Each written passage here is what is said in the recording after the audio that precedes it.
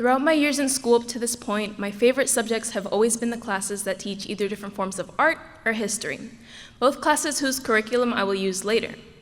My least favorite being math, where I found myself thinking, when will we use this in the future? Now, I'm not talking about adding, subtracting, learning about percentages, etc. I'm talking about the things that almost no adult remembers. For example, in math, when we learn the quadratic formula or the Pythagorean theorem. Or maybe when we learn chemical formulas or must remember the periodic table of elements in chemistry. Basic jobs don't require us to use this, which leads to a loss of information.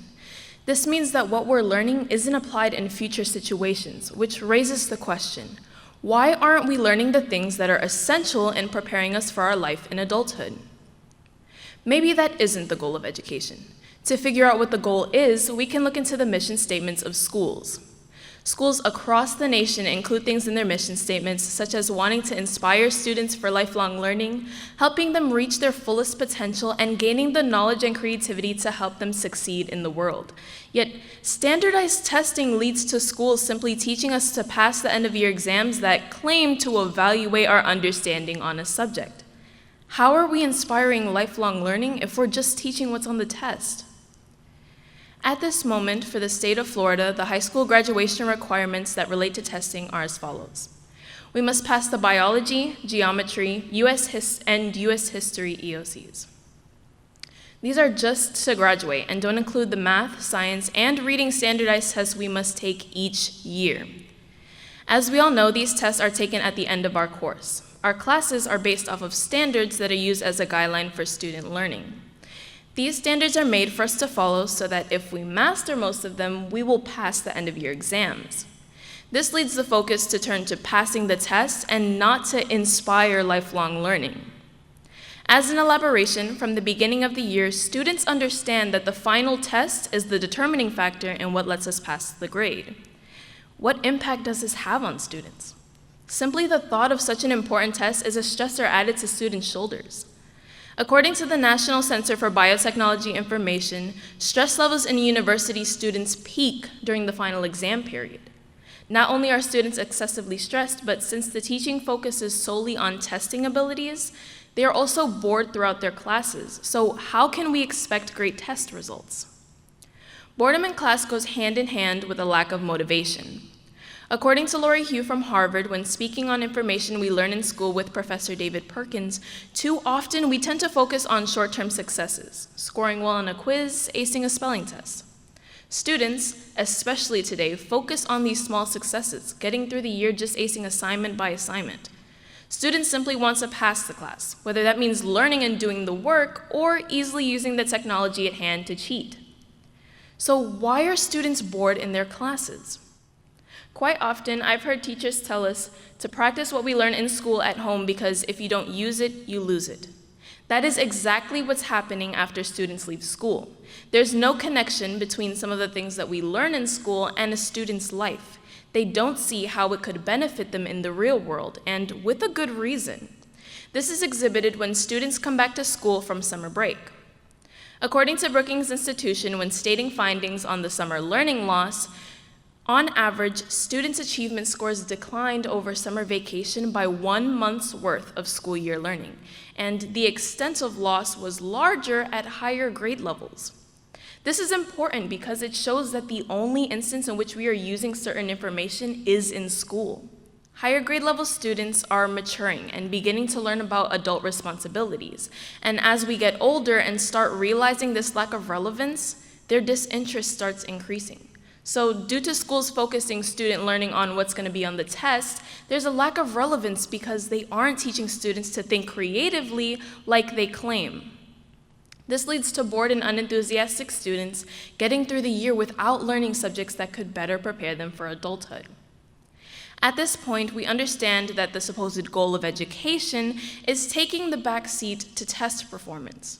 What we need to know next is, regardless of purpose, whether or not the knowledge gained is actually retained and used in adulthood. To find out, I created a Microsoft form with 10 questions, including things that adults now should have learned in high school. I also added a few extra questions asking if they guessed or did not remember what I was asking, which question was the most difficult, what they had to figure out on their own, what they wish they learned in school that could have better prepared them, and what year they graduated. There were 25 people who completed the form, and they all graduated between 1984 and 2013. Here's the breakdown of the questions and the amount of people who got each one right. The first question asked for the length of a segment using the Pythagorean theorem, and 8%, or 2 people, answered correctly. Question 2 asked what the charge of an atom is typically, and 48%, or 12 people, answered correctly. For the third question, I asked for the formula for density, and 68%, or 17 people, chose the correct answer. Question 4 asked participants to find both zeros or solutions to the quadratic equation provided, and no one knew what the answer was. The fifth question asked which of the provided answers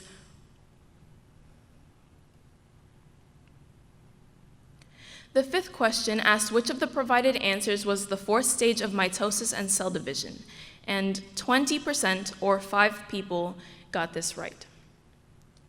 Question 6 asked, what was the pH of blood? And 88%, or 22 people, answered correctly. The next question asked for the slope-intercept form formula, and 24%, or 6 people, answered correctly. Question 8 asked how the periodic table of elements was organized, and 68%, or 17 people, chose the correct answer. The ninth question asked which formula best represented photosynthesis, and 40%, or 10 people, chose the correct formula.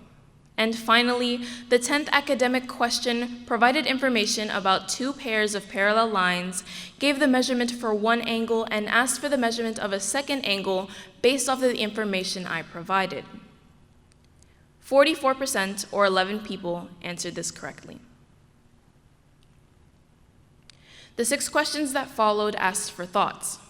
96%, or 24 out of 25 people, said they guessed on some of the questions or did not remember what I was asking.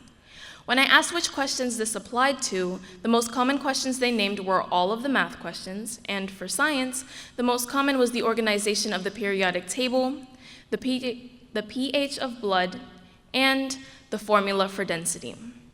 More people guessed on the math questions over the science ones, and 32% said that they guessed on both. When I asked which was the most difficult, the Pythagorean theorem, quadratic equation, mitosis, slope-intercept form, photosynthesis, and angles questions all had the highest number of votes, again, with 32% saying that they were all difficult to answer. And finally, I asked what they had to learn on their own and what they wish they learned in school that could have better prepared them for their life in adulthood. Almost every person answered something about financial literacy, retirement, or insurance. These include credit, bills, managing money, budgeting, investing, banking, taxes, interests, life insurance, and individual retirement plans. These are the things that we should be learning in school instead of the Pythagorean theorem or the quadratic equation. Making it a requirement for every student to learn financial literacy is a huge step in the right direction. It creates better understanding and preparation for our future as adults. Citizens would be more productive for themselves along with for their careers. Students may leave high school knowing how the periodic table is organized, but will struggle with understanding on how credit works or how to pay their taxes. These are things that affect your daily life. For example, to buy a car, your credit is checked, and depending on the score, they determine the amount of interest you pay. You could end up paying a lot more for that car with a lower score compared to someone with a higher one. This number represents credit, and it's determined by the financial decisions you make throughout your adult life. Credit isn't only used to buy a car, it's also used for buying houses, getting credit cards, receiving student loans, etc. Understanding all of this is essential in being knowledgeable and productive citizens. Although Florida includes financial literacy within their economics course, the allocation of time is a single quarter of a school year. Further, not every state requires it to be taught at all. If we fully taught financial literacy in schools, more people would have the wisdom to start and maintain a business, or would be making more with the money management skills they learned in school. Imagine all the people that had great business ideas but were too afraid to jump into the vast pool of everything financial. You would have to take classes on your own, which means spending extra money on something that you could have learned in school. According to Champlain College, those who are financially illiterate are less likely to have a checking account, rainy day emergency fund, or retirement plan, or to own stocks. They are also more likely to use payday loans, pay only the minimum amount owed on their credit cards, have high-cost mortgages, and have higher debt and credit delinquency levels. This is also an effective way to reduce the number of people, especially in ethnic and marginalized communities, who are financially uneducated. When I asked what they learned on their own, a participant in the form I created mentioned that they learned higher income families place their children in better schools so that they can essentially learn all of these subjects, all the things that regular public schools could be teaching us. With money management skills, low-income families would be able to have a higher understanding on how to save money, which would help them in the long run. To finish off, the education system needs reform. Schools want us to go to college but fail to realize that without these classes, many will drown in student loan debt and won't know how to pay it off completely because they're financially illiterate. According to themarketplace.org, today, roughly 70% of American students end up taking out loans to go to college. The average graduate leaves school with around $30,000 in debt, and all told, some 45 million Americans owe $1.6 trillion in student loans and counting. This number is even higher for others based off of their career choice, and it shows that the education system is hypocritical.